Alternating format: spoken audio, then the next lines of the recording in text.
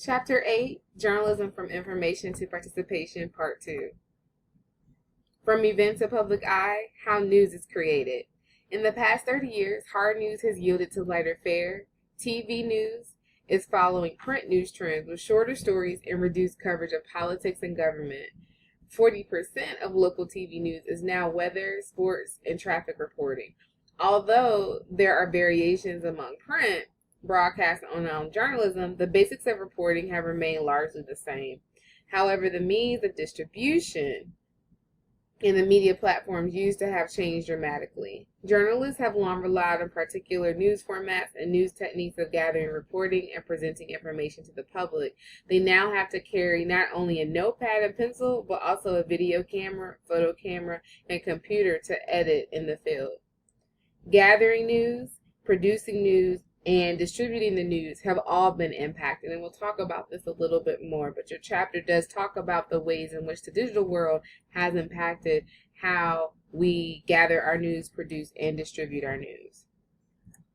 Types of journalism. Dissatisfaction with the way traditional journalism covered important social issues in the 1960s and 70s led to interpretive reporting, which tried to explain the story by placing the facts into a broader context. Other journalistic styles soon followed.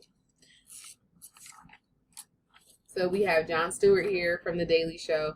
This is one type of interpretive reporting. And typically interpretive reporting is defined as reporting that places the facts of a story in a broader context by relying on the reporter's knowledge and experience.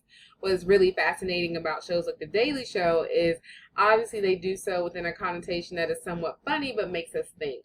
And a myriad of studies have been carried out to actually showcase that people seem to gain more information from these shows because it is put in the context of a conversation instead of someone just reading or reporting things to you, that they're actually talking to you and asking you to think. This also moves along with the way in which they communicate, the types of pauses that they take, the inflection in their voice, the way that they gesture with their hands or with their body. All of these add to a very diverse and interpretive experience. Other types of journalism or different types of journalism include alternative journalism. The form of journalism takes an oppositional or alternative voice to the status quo of government or business. Its roots go back to some of the traditional and radical and socialist newspapers published in the 19th century in the UK. For workers, magazines such as Mother Jones, The Progressive, and The Nation can be seen as examples that straddle the gap between radical journalism and mainstream standards of professional quality. Another example is public journalism, also known as civic journalism. This form of journalism began in the early 1990s. Out of dissatisfaction among some editors and journalists over how poorly mainstream journalism seemed to cover important social and political issues, public journalism expands on the watchdog role of journalism, but tries to engage readers in creating and discussing the news. Some newspapers report success with the new approach, including a higher level of trust towards the press. And this is really important because if people feel like they can trust the press, more than likely they're going to be more open to talking to members of the press, to not necessarily feeling like the media controls them or that members of the media are to not be trusted. They actually look at them as allies, which is important, especially given the context of what's going on in our country and in our world today. Citizen journalism is a form of journalism not created with an explicitly political or radical agenda, and its driving force has come from citizens, so citizens like us, individuals, right? So the internet and especially social media tools have allowed for its rapid growth. Citizen journalism is still being defined, but broadly encompasses everything from blogging and Slashdot to more formal ventures. Mainstream journalism works with citizen journalists, with some news organizations publishing their work and others teaching them interviewing, reporting, and writing skills. And currently, this is the way that a lot of your younger journalists, students, some who have attended Bowie State, have actually gotten into the field.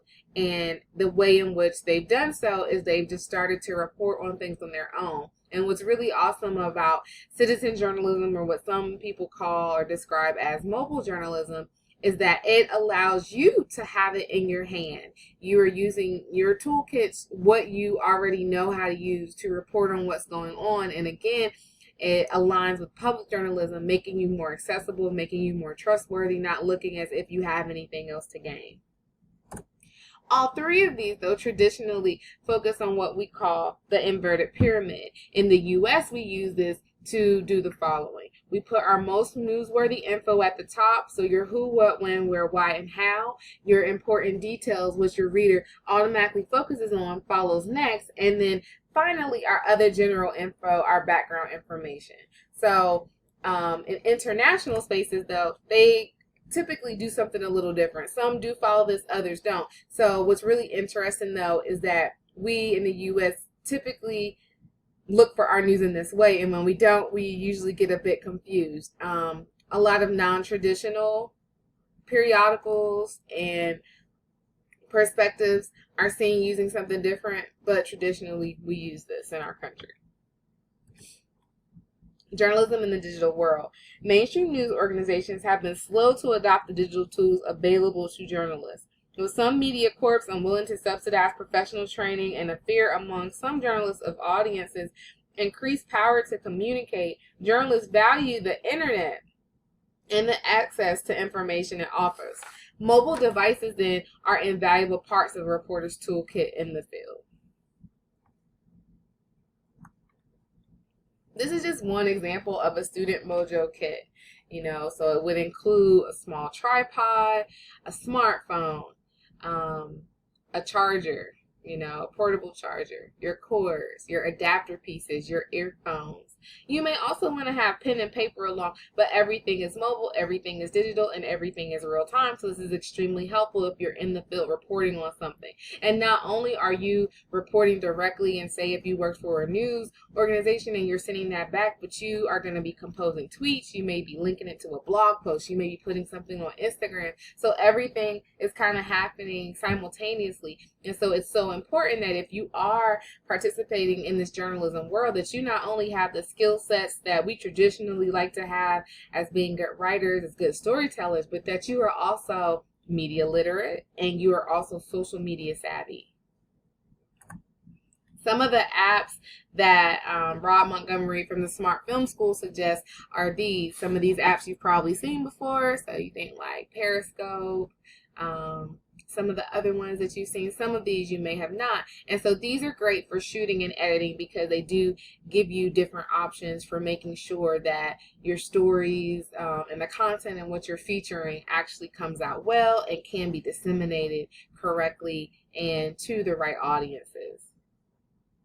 So I encourage you, if this is the field that you want to go into, to definitely check these out, play with them, download them, and let us know what you think. We would love to hear about how you're using these in and outside of the classroom. The business of journalism, advertising, and salaries. So traditional advertising revenues are challenged even with the digital landscape. So advertisers have to continue to develop creative ways to attract audiences, especially online. So in magazines and traditional newsprint papers, we're going to see advertisement. And as you've read throughout this chapter, traditionally, a lot of what you see in your print periodicals is advertising because they need the money. But online, they have to be a lot more creative. So think about when you're on YouTube and you may be looking at something news related. You may see an ad. Think about a pop-up. And then the things that we have to kind of counteract that. So it's really important for advertising to make sure it gets its way in there because that's how these organizations pay for their spots and for their time. But if we don't want to see it, it kind of counteracts the source, and it counteracts if we're going to access that page or if we're going to get our news from that organization or somewhere else that has less ads. Network TV offers the highest salaries to date for mid-level jobs as producers. So typically producers are going to make the most money. A lot of people think that on-air talent makes the most money. And depending on the market, some do make really good salaries. But typically those people who are behind the scenes that are producing the shows, that are calling the shots, those are the ones who are the highest paid. National magazines and newspapers offer fairly good pays depending on the market. So you think about being in an area like the DMV, that's a pretty high paying space because of the area, because we're located near. But papers in mid-size and small-size markets often offer smaller salaries. So that's why you may see a journalist who is in a smaller area who may work for a local newspaper or a smaller newspaper, but they may freelance for all of these other sites because they're trying to make up their salary that they're missing. And obviously this connects, especially if you're in print, to the decline in sales and to the decline in people actually physically accessing something versus them going online and accessing it. And then finally, diversity. So when we think about diversity in the newsroom, we have to consider that American newsrooms, just like they have moved slowly with everything else and adapting to our digital world, they have also moved slowly to advance diversity within organizations. And obviously, some of this is due to just not being able to really navigate what it means to have people of color in the workspace. You know, unfortunately, race, class, and gender play a huge role there. So a lot of people who maybe are great journalists may be disadvantaged or may not have access to those opportunities. Secondly, though there have been gains in hiring women and minorities, these numbers have still been substantially low, like very, very low. And your text does go into detail about who the leading editors and reporters are for some of these outstanding periodicals and organizations, and it's surprising to see that even 2013, 14, 15, and 16 that these numbers are still pretty low. Obviously, white males still dominate the newsrooms, and if you think about who you get your information from, think about predominantly who is coming from and what stories are featured. Also think about, when we think about our expert sources that we talked about previously in the slide before this, what does that mean when our expert sources are white men? Does that mean that we trust white men more, that we've been conditioned to that? Think about our leading correspondents. Those are all things to consider. All right, so this concludes Chapter 8, Part 2.